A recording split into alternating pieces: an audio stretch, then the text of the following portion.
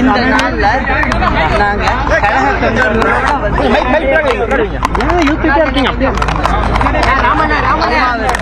நினைவஞ்சலி செலுத்தணும்.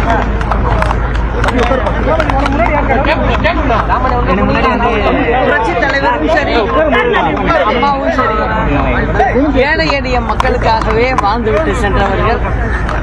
அவர் இன்று மறைந்தார் என்றாலும் தமிழ்நாட்டில் உள்ள எல்லா வீடுகளிலும் நிறைந்திருக்கிறார். எல்லாருடைய மனதிலும் வாழ்ந்துதான் இருக்கிறார். அதே போல இரு தலைவர்களும் இந்த இயக்கத்தின் வழியாக ஆட்சி பொறுப்பிற்கு வந்து ஏழை எளிய மக்களுக்காக நிறைய திட்டங்களை கொண்டு வந்து செய்தவர்கள். மக்களோடு மக்களாக இருந்து ஆட்சி நடத்தியவர்கள் புரட்சி தலைவரும் சரி, அம்மாவும் சரி. அவர் வழியிலே தான் நாங்களும் 26 தேர்தலில்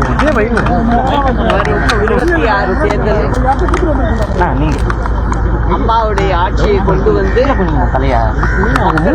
நல்ல திட்டங்களை கொடுப்போம் என்பதை இந்த அம்மாவின் நினைவு நாளில் சொல்லிக் கொள்கிறேன். அது மட்டும் இல்ல, திமுக என்ற தீய சக்தி அப்படின்னு எங்க இருபெரும் தலைவர்களும் சொல்லியிருக்காங்க.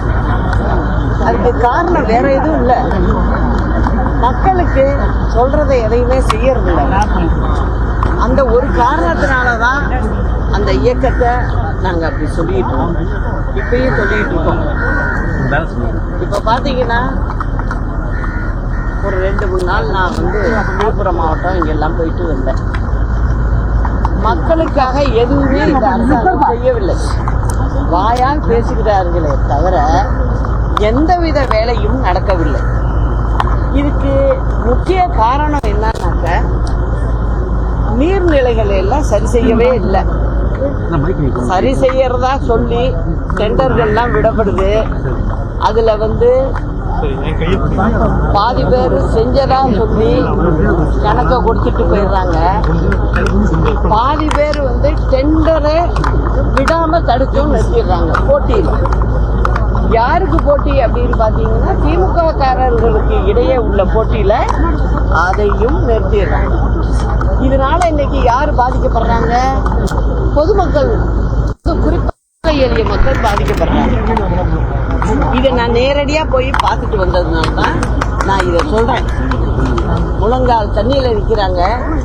குடும்பங்கள்ல உள்ள சட்டுவிட்டு சாமான்லாம் போயிடுச்சு, எல்லாம் தண்ணியில அடிச்சுக்கிட்டு போயிட்டு, மாடு வளர்க்குறவங்களோட மாடுகள் போயிடுச்சு, ஆடுகள் போயிடுச்சு, பாத்திரங்கள், சமையல் பாத்திரங்கள் வரைக்கும் எல்லாமே நீர்ல அடிச்சுட்டு போயிட்டு எல்லாரும் நிர்கதியா நிக்கிறாங்க. அதனால இந்த அரசாங்கம் என்ன செய்யுது? அம்மா உணவகம்னு வச்சு, அம்மா கொடுத்தவங்க தாலிக்கு தங்கம் அம்மா கொடுத்தாங்க, எல்லாத்தையும் நிறுத்திட்டு சாப்பாடு போடுறத கூட நிறுத்திடுச்சு.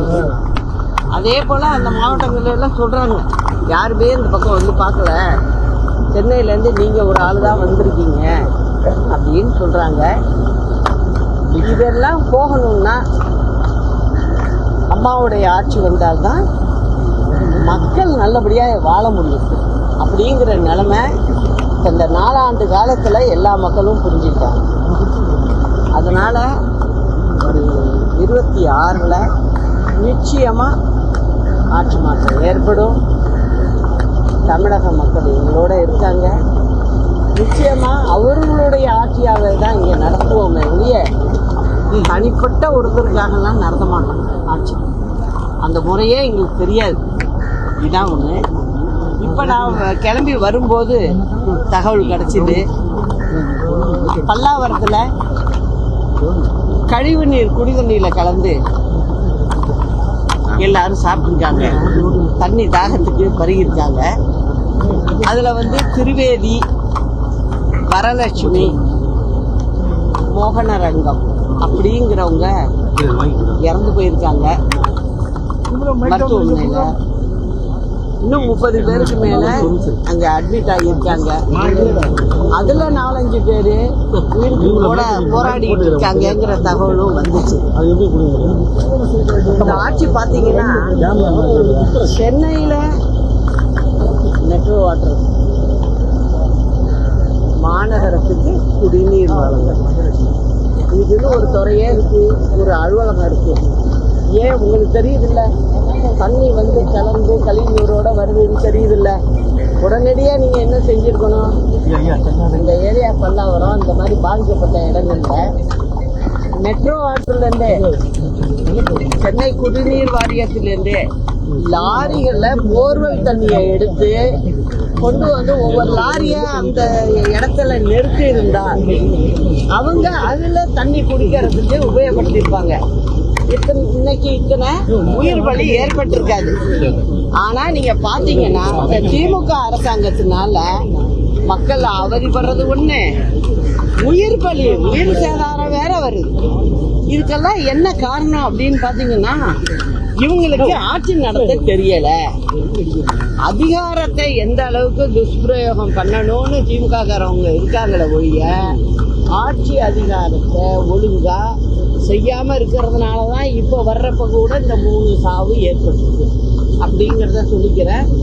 இந்த அரசாங்கம் இப்ப கூட நான் சொல்லிட்டேன், இந்த பல்லாவரம் இந்த சைட்லாம் சொல்றேன். அதே போல வந்து வெளியூருங்கள்ல மாவட்ட தலைநகர்கள்லாம் நகராட்சி அங்கிருந்து தண்ணி லாரிகளில் கொண்டு போச்சு. முதல்ல வழியை பாருங்க. அப்புறம் விழுப்புரம் பக்கத்துல இருளர் காலனிக்கெல்லாம் போனேன். அங்க வந்து அவங்க படிச்ச சர்டிபிகேட்டு, முக்கிய தஸ்தாவேஜுகள்லாம் வந்து தண்ணியோட போயிருக்கு, கொஞ்சம் நனைஞ்சு போயிடுச்சு முழுசு. என்னையே அழைச்சு கொண்டு காட்டுறாங்க. கொஞ்சம் வெயில் வந்திருக்கு, எல்லாம் பாயில் எடுத்து போட்டு காய வச்சுக்கிட்டு. அதனால இந்த அரசாங்கத்துல மாவட்ட ஆட்சித்தலைவர் கவனம் எடுத்து, முதலமைச்சர் கவனம் எடுக்கணும்.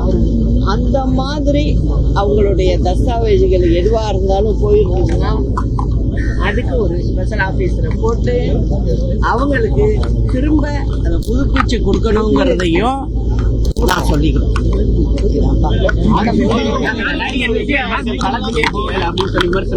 அதனால தானப்பா 26ல எங்க ஆட்சி வருதுன்னு சொல்றேன். அத பாருங்க.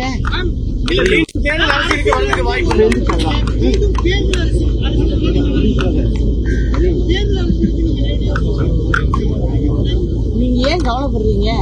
ஆட்சியே அம்மாவோட வச்சுதான், நான் தான் கொண்டு வர போறேன், பாத்துக்கிட்டே இருங்க.